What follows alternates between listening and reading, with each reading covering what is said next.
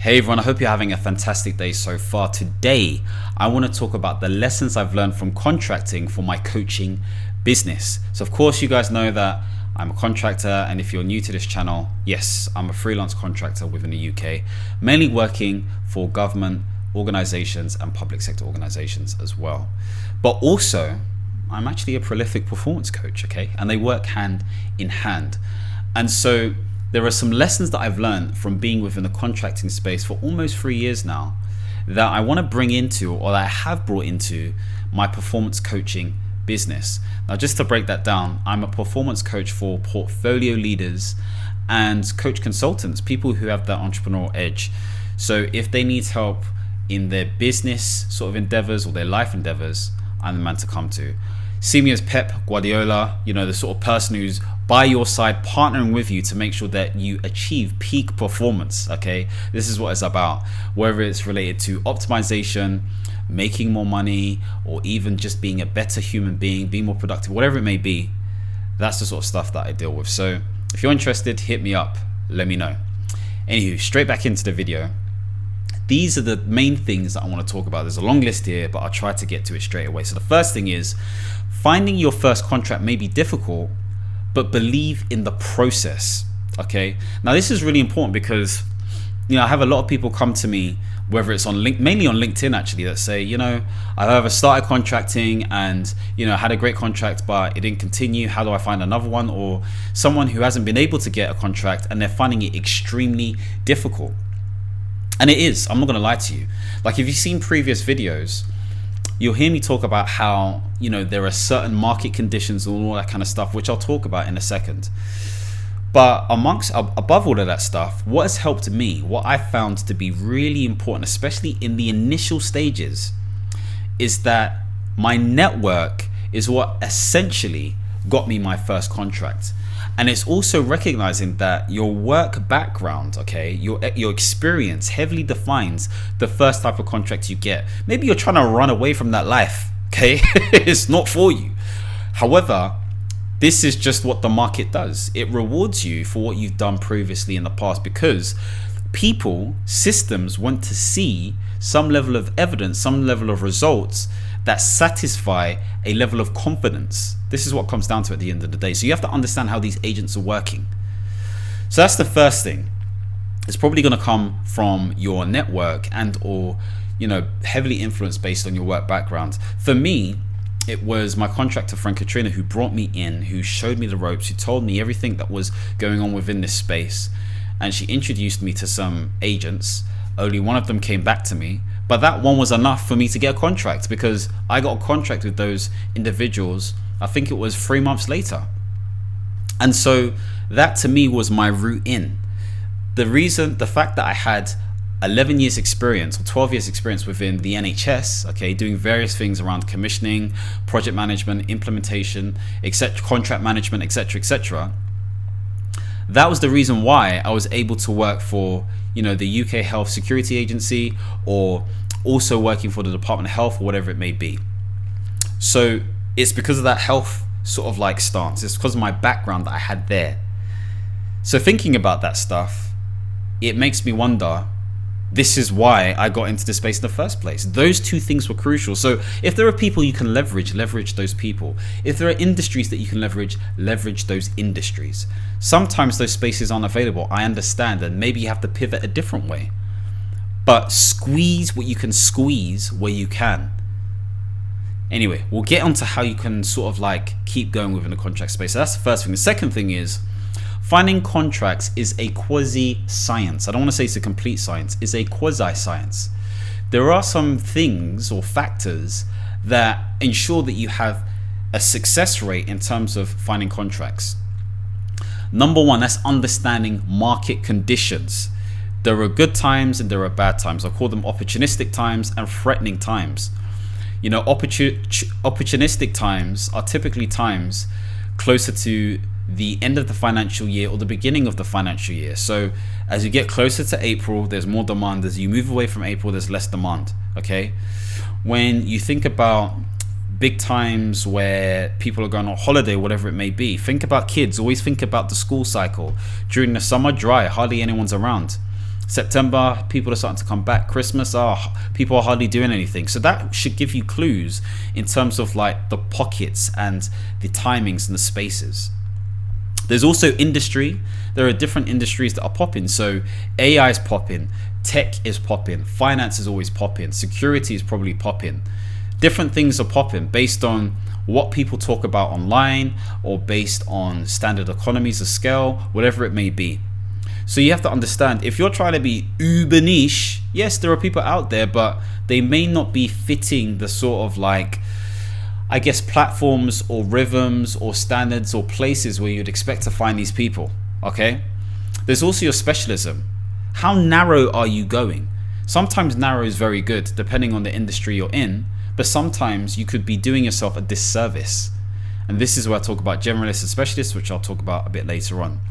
There's also your application, okay? So the quality of your application is important. You can't be writing just any old whatever thing in your CV. I'll talk about that in a second. It needs to be of a good quality standard. And the last one is application volume. How many things are you applying for? In essence, you could argue it's just the numbers game. But of course, without those other things in consideration, your heart and your mind may get sort of like disheartened if you don't get something straight away. So you have to treat it with the respect of a science, even though it may not feel like that at times. The artfulness is how you speak to people. So that's the second thing. The third thing is you can decide to be a generalist with specialist skills. What do I mean by this? Now, I always say it's good to know what your generalist sort of like role is and what your specialist role is. And I think this is true in business as well. And if you think about business, you know, if you're too much of a generalist and say, I help everybody, that may be true, but everybody doesn't know that. Okay? And everybody may not even want to know that. They may want someone who can help them, you know, solve a specific problem, a very specific problem. Saying that though, sometimes getting through the door is having a generalist approach, okay? But when you get in, you're using specialisms. Look like I was shooting at you then. You're using specialisms to ensure that you actually deliver value. And value is determined by the results that are expressed in your presence by you, because of you. You are generating those results. That's what value is. They will class it based on what their specific objectives are, etc., etc. So for me as a program manager, that's quite general, to be fair, okay? But the specialism is based on the fact that maybe, you know, I'm very au fait with health organizations, or the fact that my change is typically to do with organizational structure or change or whatever it may be, or the fact that I am a seasoned performance coach. These are the little specialisms, these are the little things that may make me stand out, okay? So you can be a generalist with specialist skills. The next thing is your CV and LinkedIn needs to capture your essence. What do I mean by this? If you're one of those people who don't have a picture on your LinkedIn as an example, or don't have a banner header, or don't have a good description that says how you help people, or don't have the right hashtags, or haven't completed all of the experience, or maybe don't have a link to your website or to another social media, or whatever it may be, you see where I'm going with this. Do the basics well first, my friend. Aesthetics and personal branding is key, whether you want to agree or not. We all have a personal brand, whether you like it or not. It's that simple. And so you need to be able to express that through the written word, but also visually as well. So have a clean picture for your LinkedIn. Have a attention-grabbing headline that portrays you the right way. You may want to speak to your siblings, your parents, family, friends, whatever it may be, to try to understand what this looks like, or even a coach, to be fair. For your CV, again, I've done a video on CV, so I'm not going to go in with this. You want to make sure that your profile and all of the different points are expressed as if they were a project. How does this link to business?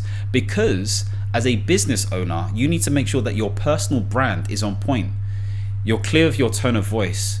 You're clear with the way you tell your story. You're clear with your expertise and the skills that you deliver on, your competencies.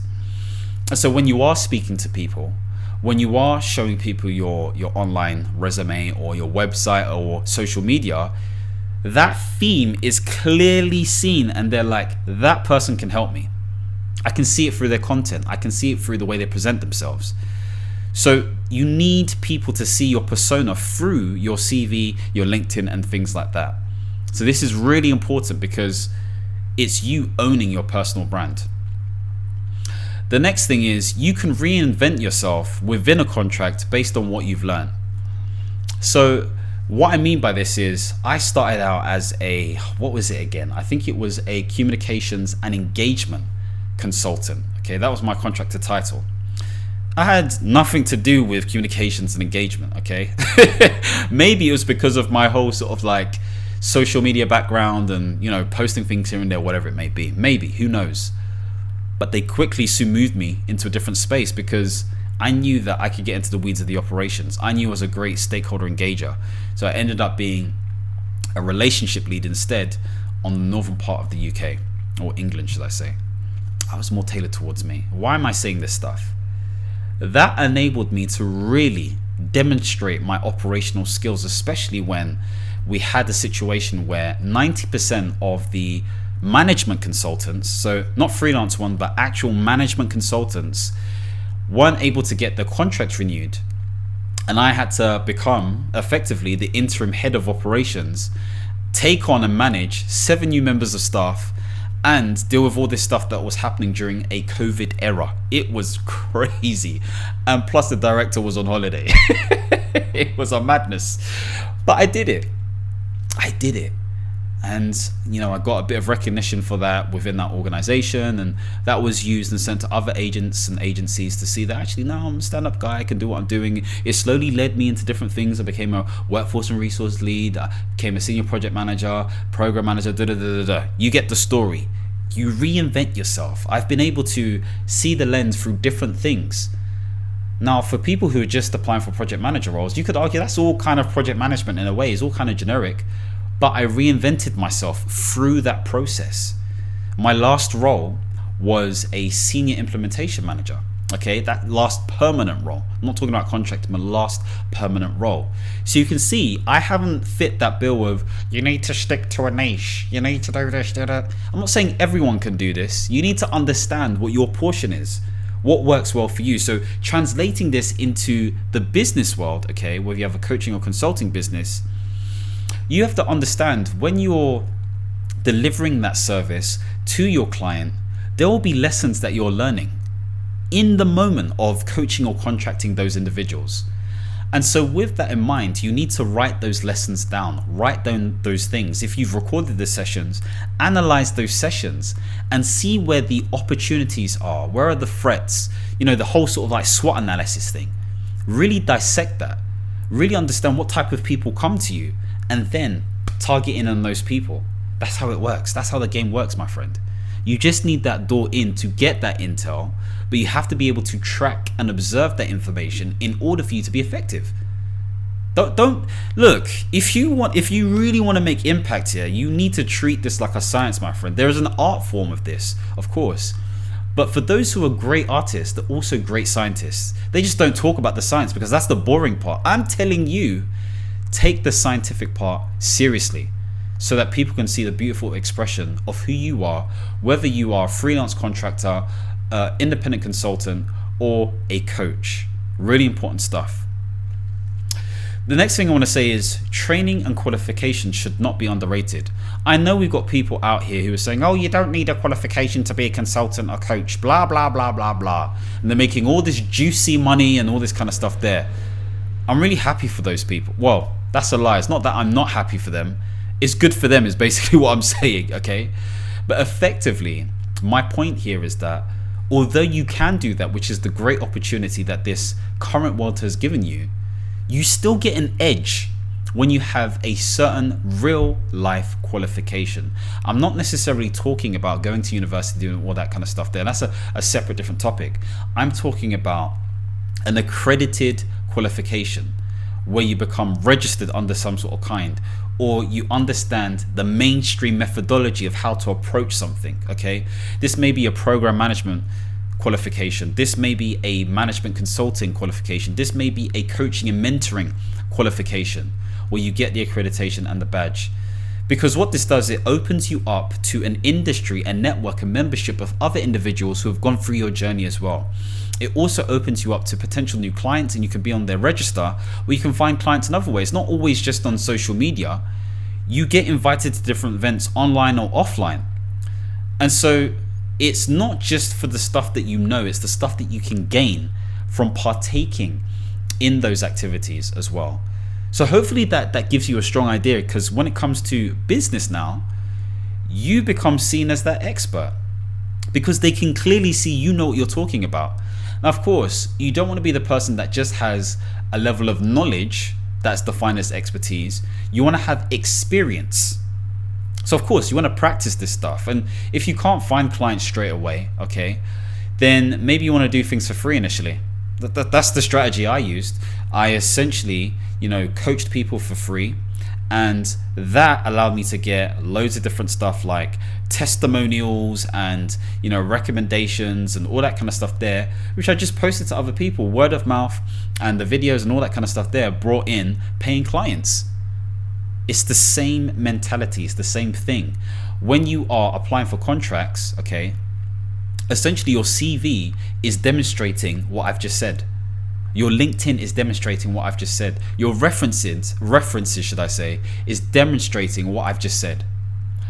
And so you have to be solid when it comes to demonstrating certain key skills. You don't need a qualification, but it does give you an edge. I'm sorry.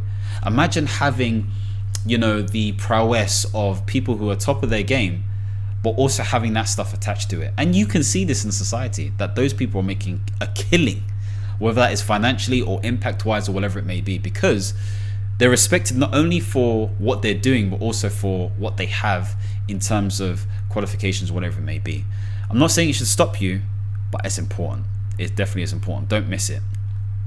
The next thing is to build good, strong relationships. So whether this is through the end client that you're working with, so of course when I'm working as a program manager within a certain space, I'm just friendly to people. I like to vibes with people. I like to ask them how their day is doing or whatever it may be. Just have a good bants from here and then. I know how to be firm at the same time, but I like to do those things. What that does is people are likely going to recommend me. They have done this. What that does is it gives me the opportunity to, again, be in a position where I don't have to stay in this space afterwards looking for a new contract or whatever it may be. So developing strong relationships means that people have your back more, which links me to the next point. Renewing your contract is dependent upon the value that you provide. And I've spoken about this before. Value is defined in different ways, and some of those ways include how you form those bonds with individuals. So, the initial bond and the maintenance of that. But two, the actual sort of like result or deliverables that you provide based on the competencies that you have. So really what I'm saying is the relationships that you keep and manage, and it's also your delivery. That defines value. And if people can see that, as well as sort of like if we throw into the mix your personal brand, how people perceive you, that forms a tripartite relationship in terms of you having success in potentially being extended or renewed. Now, of course, they need to have money within the organization or whatever it may be in order to do that. And, my experience has shown me that, public sector or government, depending on where you are, is more likely going to do that stuff. But they may extend you, or they may renew your contract, or they may place you somewhere else because you've got this knowledge for that organization now. You've demonstrated that you provide value. You know what you're talking about. You've been confident within the space because experience has shown that. And so now they're like, we want to keep this asset. We want this person to be our consultant. Why am I saying this for business? Again, I think I was reading this book. I've forgotten what it's called. I think it's called The Company of One. And it paraphrased this. I'm paraphrasing this, but it said that, 67% of a typical organization's business is maintained through renewals. Okay, it's not finding new business, it's renewals, it's retention. So if you have a client that you're working with, okay, maybe it's a case of, okay, you've done this project-based, outcome-based sort of 12 weeks, 16 weeks program, whatever it may be, or service or whatever it may be. And maybe they may want touch-ins or progress updates or whatever it may be. So that comes at a recurring fee. Maybe it's at half price or whatever it may be. You can decide that for yourself. But it's easier to convert that person as opposed to finding someone new, doing the social thing, talking to different people, getting them to convert, and get a lead, become a lead from a lead magnet and all that kind of stuff there, and blah blah blah blah blah blah. All this stuff that you have to do. It's all long. Doesn't mean you shouldn't do it, but it's all long. Why not keep and retain the same people? Because you've demonstrated value. So it says something about having a process for that. It says something about actually saying if they want to stay and leaving that door open for them, or at least having a time scale, whatever you think works well for you. So think about this stuff: renewing contracts, renewing customers. The next thing is that ensure that you get at least the real market rate. Now, of course, within a contracting space, let's say for a program manager or even a project manager for that matter, some people are taking the biscuit by saying, oh, we'll give you $250 a day, whatever it may be. I'm not knocking any price, by the way, but just for me, in terms of my value, that's not what I would expect. But of course, we understand that times are hard. We're in a certain market condition, so there are certain places that can only provide a certain amount of money. But you should know that in good times, okay, or normal times, whatever that's defined by, maybe you define that by the inflation number, okay, against the target, that's not good, okay, as an example. And so it's finding out spaces where they are paying at least a decent rate that you would expect. And so this is where you do a bit of a search. This is where you see what official places are saying, government places are saying, versus what the more independent market is saying, and making a judgment.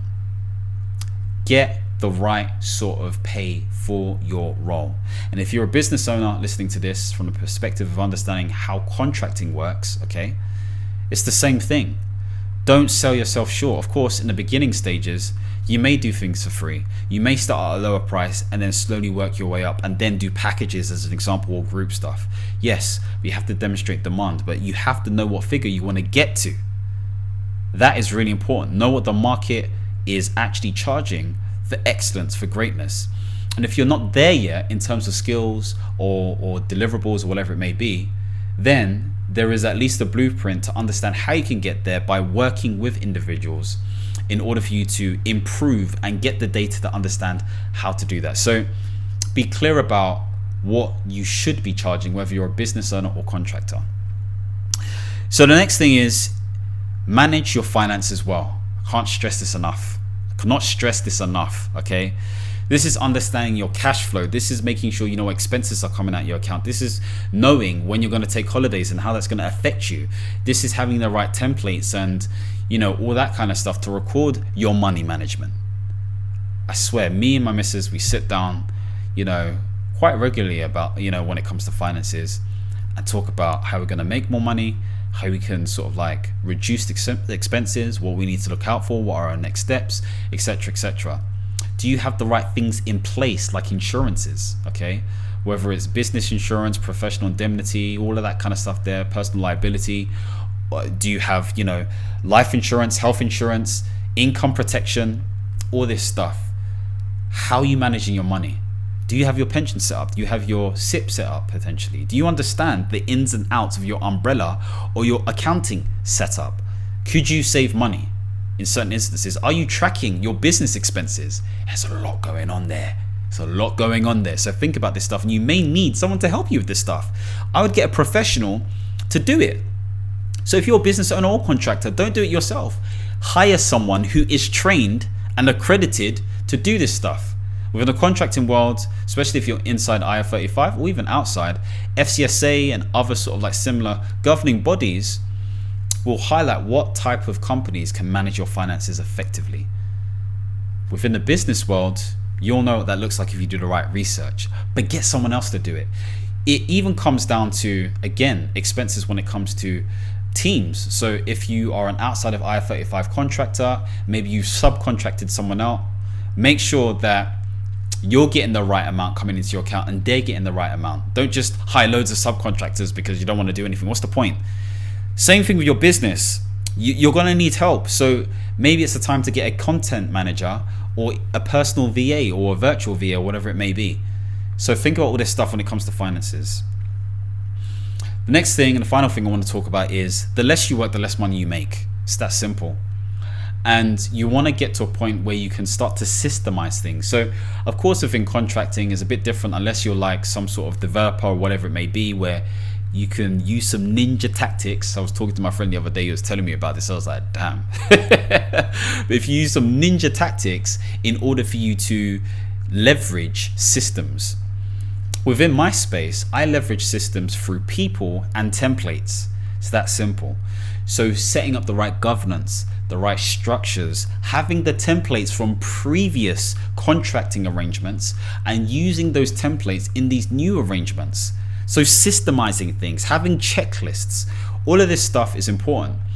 Again, for those of you who are interested in being a contractor, I've got the course, The Independent Consultant, a guide to becoming a contractor within the UK. I had to write that out a certain way, which has essentially become my checklist. Okay, so think about how you can systemize things, turn things into SOPs and stuff. Now, you don't want to be just in planning phase forever, but you need to create time to do it. And if you can't do it, hire someone else to do it. Sometimes you can get project-based VAs who can do this stuff for you in a limited time window. As a contractor, you can get someone to do that, or you can do it yourself. It's best to do it yourself. As a business owner, you may need help. So this is a lot of stuff. There's a lot of stuff that I mentioned here. I think there's 13 different things. And so all of this stuff has helped me understand how I can improve myself as a business owner, being within the performance coaching space. If you're interested in performance coaching and want to get to the next level, if you want me to be your Pep Guardiola and really help you achieve to the next heights, whether this is in your business or your life, then feel free to contact me. Message me on LinkedIn. Check out what I'm saying and I can send you a message and we can go from there. Anyway, thank you for tuning in. If you want to see more videos centered around life management and also portfolio careers, make sure to subscribe and hit the notification bell. And as always, my friends, understand, reach, and expand. Peace.